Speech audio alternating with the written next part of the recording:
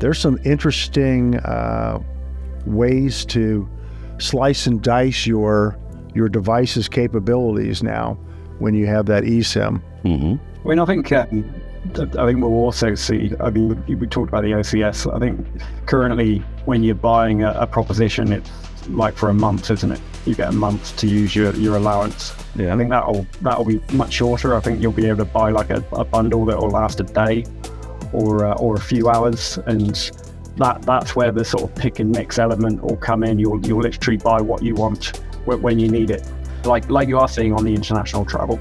So the old days of line number portability and a lot of this is more like SIM portability. Yeah, exactly. Because the line's in the SIM already, the data and all that. But in the end consumer we're putting more choice to the end consumer, and they are kind of picking their own bundles, right?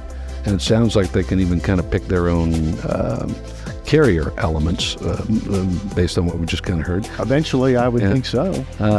So more and more choice, right? Which means the carrier's ability to kind of maintain longevity of contracts, long-term contracts, becomes greater risk, right? If I provide that consumer with greater elements of choice, it's probably harder to keep that guy. Well, wouldn't that imply that you need, as a service provider, to be more nimble and agile and provide those services on that quick, bringing up those new offerings and things that Kelvin was just talking about quickly, so that you can capture different pieces of the market and respond quickly, as opposed to, it's not like, here where I've had the same phone in service for 12 years and they're trying to kick me off the network because my phone's too old, kind of thing, versus somebody says, hey, this week somebody's offering me this, I can switch, I can do this, I can, so that means you would need as that entire provisioning and the